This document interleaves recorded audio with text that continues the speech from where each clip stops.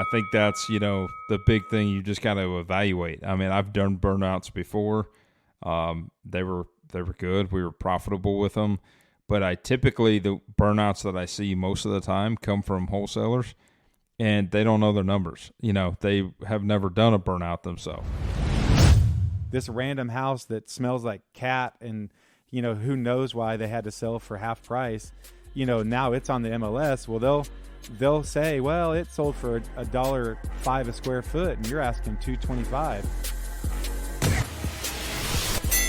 You are now listening to the Real Estate Heavyweights Podcast. You see this guy here staring back at you? That's your toughest opponent. Every time you get into the ring, that's who you're going against. I believe that in boxing, and I do believe that in life. Your weekly deep dive into DFW real estate, life, and beyond.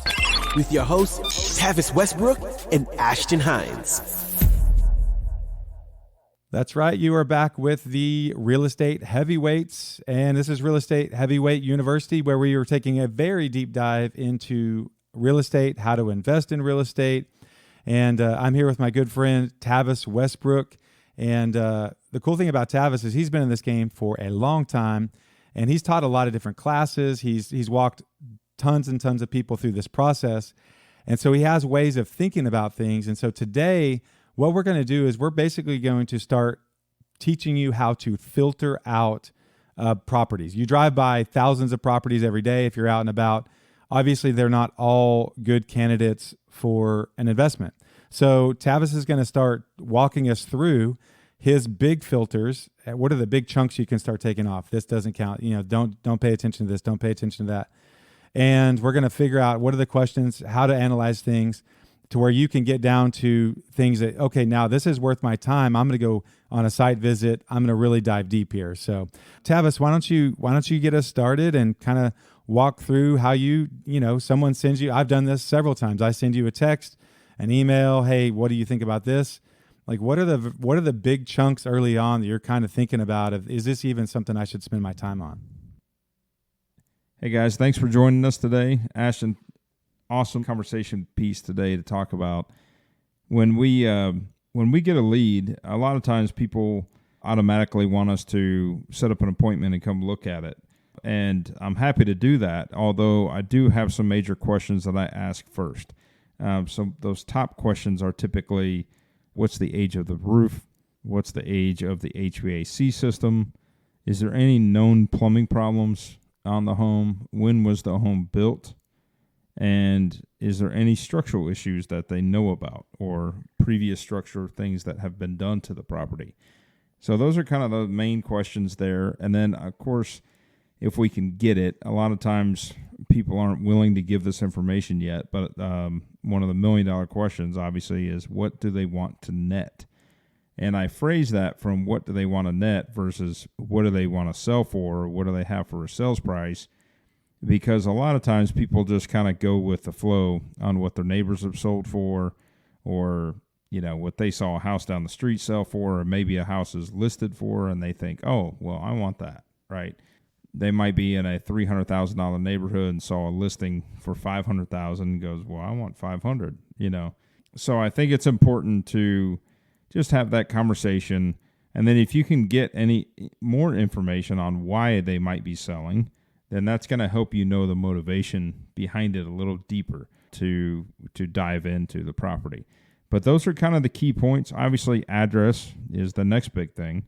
And then I'm going to get behind a computer or make a phone call to somebody that can pull up the information for me. And the two main things that I'm going to look at is the tax rolls to see what's going on with it, when they last purchased it.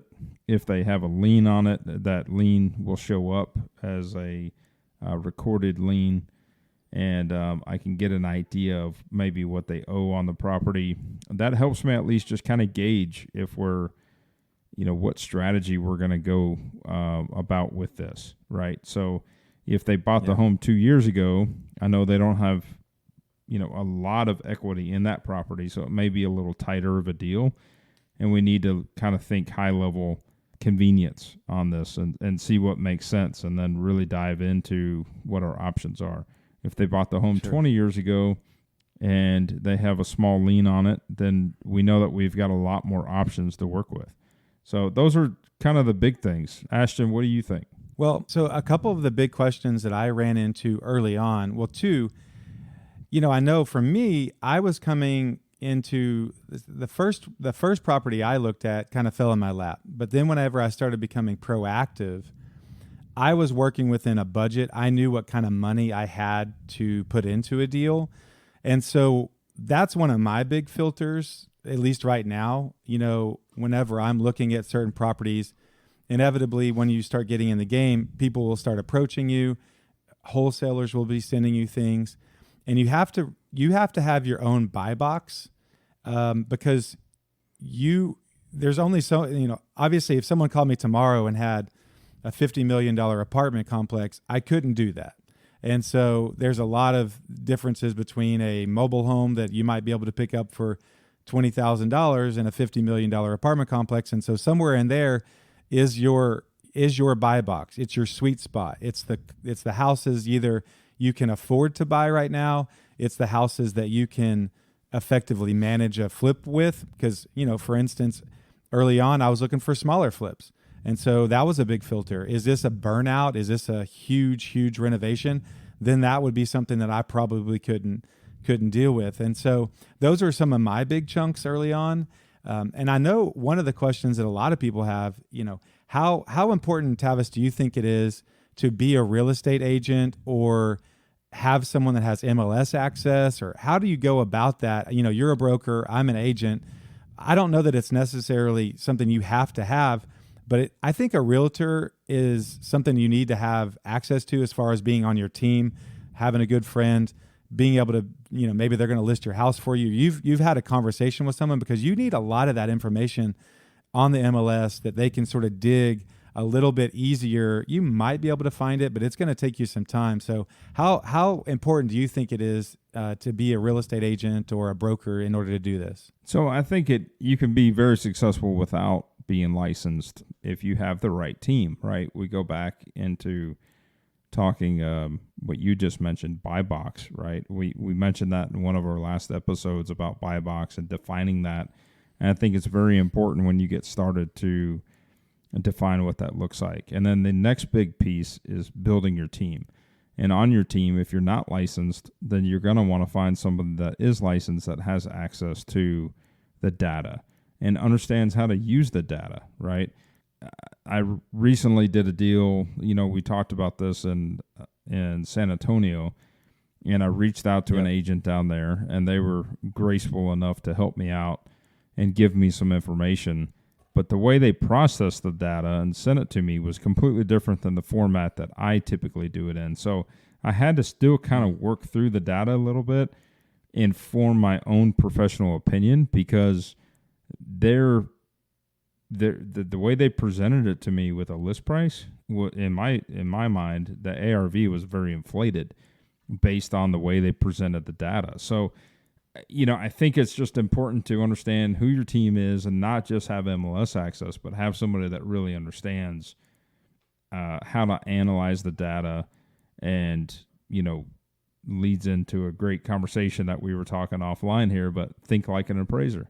And really go into the data and back into it, right? And really define it to where it makes a lot more sense, instead of just taking a shotgun approach of, hey, let's look at this data and then let's use dollar per foot, And we talked about that on your projects early on when you and I started really getting deep and just communicating on one of your projects. And we talked about that in pretty good depth. And then I think you had a traditional listing, and we had that conversation again, because you were priced really well, dollar per foot, but you had some things that were holding you back on getting that property sold.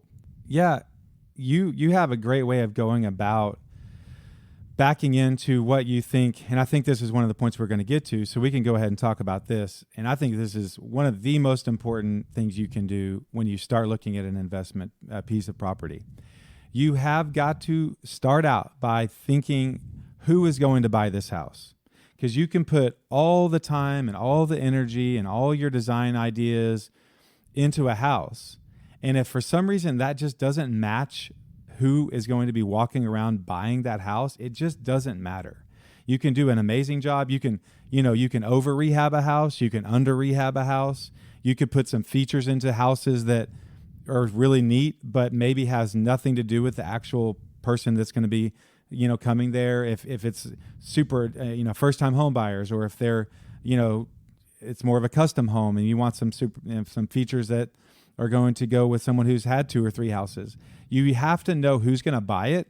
And then you have to know basically what your competition is down the street. And I think this is where a lot of wholesalers get caught up, is they're looking at this super tight little circle of comps. And in talking with you, I really learned to sort of expand my vision of the market and the buyer.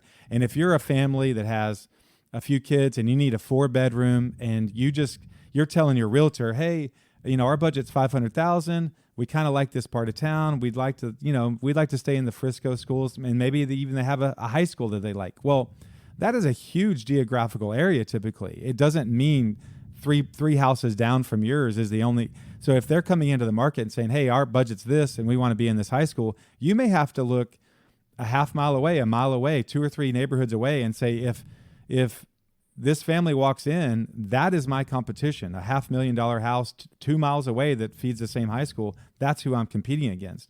And when you start looking at it that broadly, I think it does actually impact how you're going to rehab the house, which, as we're talking about today, then you're thinking, okay, in order to rehab a house that's going to be marketable to this family, and I'm only going to be able to sell for $500,000, I have to be able to put $150,000 into this house, which means I have to buy it for this price. And so then when you're having that conversation with this seller and they tell you what their net that they need is, if you're even close to having a number that's going to work for them. And so you can back into it that way. Is that a pretty fair way to kind of think about it right there? Yeah, I think, I always start with the small circle first, right? Because that's the way that an appraiser is going to do it. So most appraisers will look at up to a mile radius of like build, like year, like size, okay?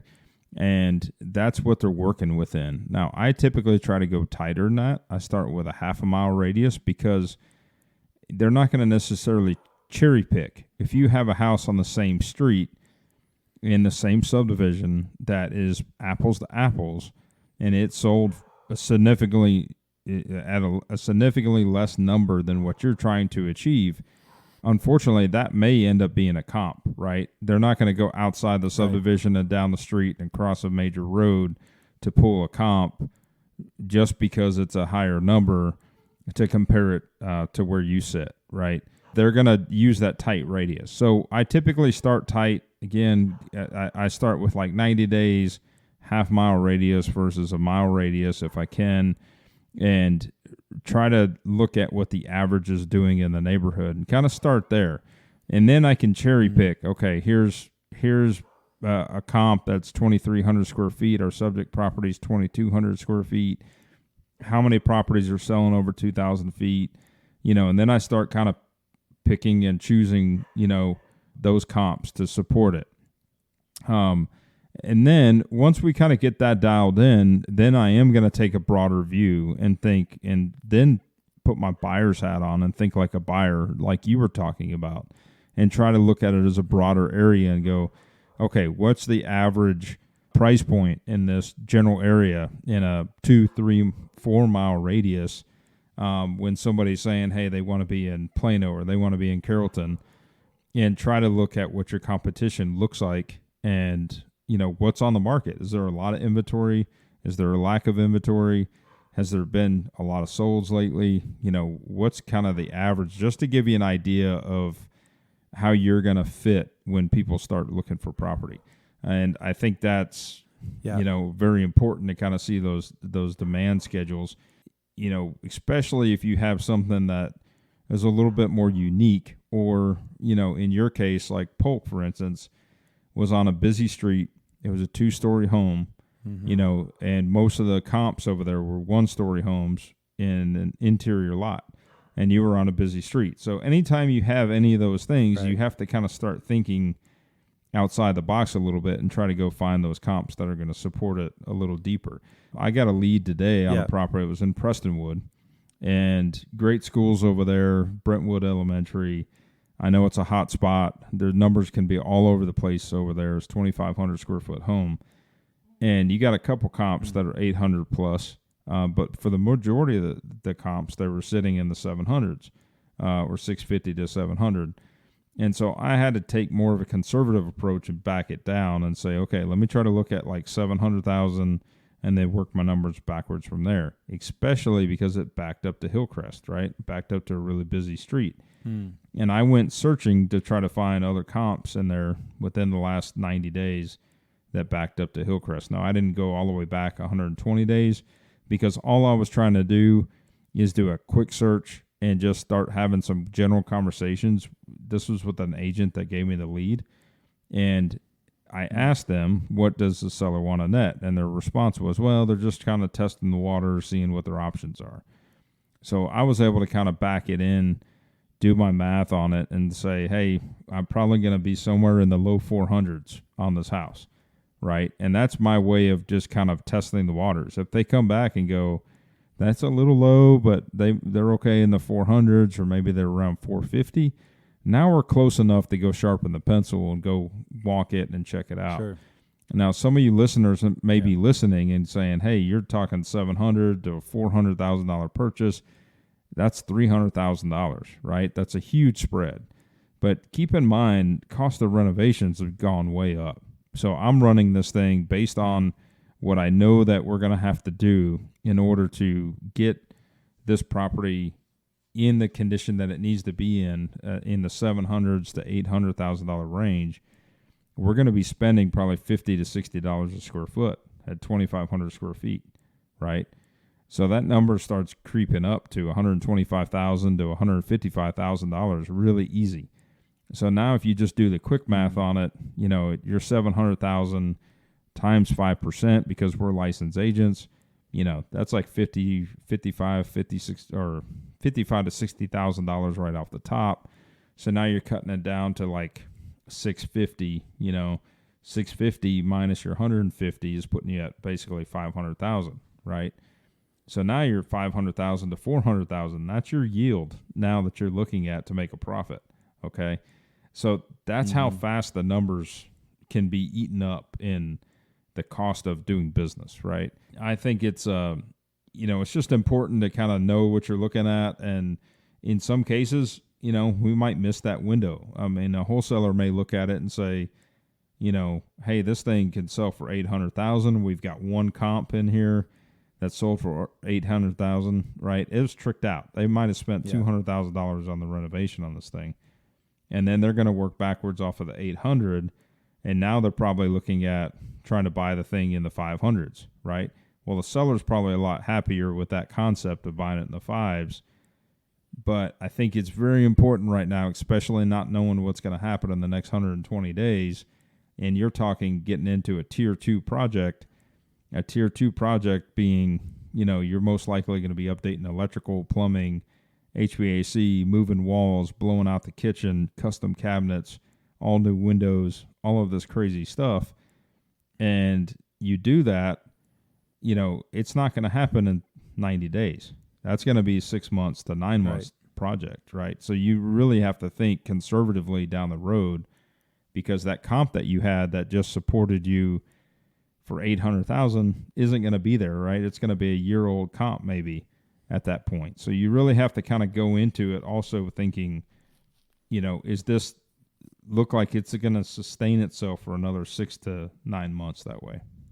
Yeah. So to kind of round that out, and, you know, I think, you know, at some point I would love to do some actual, you know, looking at some comps and figuring out how some values of houses. But just for the sake of today, we got a little bit more time. We're going to talk about how we're filtering. So, you know, kind of to boil that down is when you're filtering, you have to know who's going to be buying it down the road, but you also have to know the values of what's down the street, because it goes both ways. For instance, when I was selling my last flip, the agent pulled some of the lower comps that were super close. In my mind, it wasn't a comp, but for her, it was half a mile away. it was, this similarity, and so that's what she's going to use. You have to kind of see the future too and know, well, yeah, this really random house down the street sold for crap money, and they can use that and try to argue, well, this is why yours, and they will use price per square foot. This random house that smells like cat and, who knows why they had to sell for half price, now it's on the MLS. Well, they'll say, well, it sold for $1.05 a square foot and you're asking $2.25, and they'll try to beat you up that way. So you have to just know that. So that's a filter. You just know that that's a filter. So what are some of the other big filters that you're looking at? Are there certain types of renovations that you kind of steer clear of? Like, do you ever steer clear of burnouts? Do you steer clear of swimming pools? I know certain, I would imagine houses that are on extremely busy streets that might be a real hard sell, or maybe a really bad school district, or are there things like that you kind of immediately say, look, that's just not really for me? I think it all comes down to knowing what you're up against and just looking at the numbers and looking at the PIA factor, the pain in the ass factor. I think that's, the big thing you just got to evaluate. I mean, I've done burnouts before. They were good. We were profitable with them. But the burnouts that I see most of the time come from wholesalers, and they don't know their numbers. They have never done a burnout themselves. So they don't know what's going to happen and what it's going to truly what the numbers are to rebuild that property, right? That's where, you just have to really, if you don't have the experience yourself, you need to reach out to somebody that does, and you need to get a real evaluation, right? Because properties like that are just very unforgiving if you get into them and they've already got a target on their back because the city already knows about them. So you're not going to get in there and get away from not doing permits, right? And then your neighbors know about the property. So you don't want to do that property and cut corners. You need to do it right, because even if you do it, decent, and the neighbors are going to talk about it. They're going to talk about what happened in that house and why it caught on fire. Did it get blown up? Did somebody try to commit suicide? We've been in that situation before. In fact, I've bought a home, years ago that the guy blew himself up in there or he committed suicide. And we knew that was going to be a stigma left with the property, and we scraped it, or I helped facilitate at the time. It wasn't my deal. It was an investor's property. But they scraped it, kept the slab, and then built it all new. And, of course, it was a news article at the time, right? So we knew the public would know about it. And there was a couple people that just couldn't get on board, and then there's other people that did, and the property sold. But you had to know all those things going into it, right? So it really just, you got to make sure you know what your numbers are and work it backwards and make sure that, you're buying it deep enough to where it's going to make up for the unknown scenarios that you're going to be up against. So I don't think there's anything that necessarily I would technically run from. I think that if it's something I don't want to personally do, then I'll look at wholesaling it, which I've done that in the past 3 years. I've had some big projects. One was actually a burnout, and I ended up wholesaling it.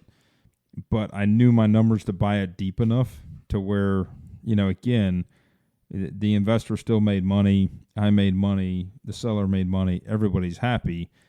But it's one of those things that if you get somebody in there that doesn't know what they're doing and they start talking big numbers, like, for instance, this was a property that I think ended up selling in the $600,000-$700,000 range. And I think I bought it in the low hundreds, maybe 140-ish, 150-ish or something like that. But I knew that it was going to take probably $250,000 to $300,000 to rebuild this house.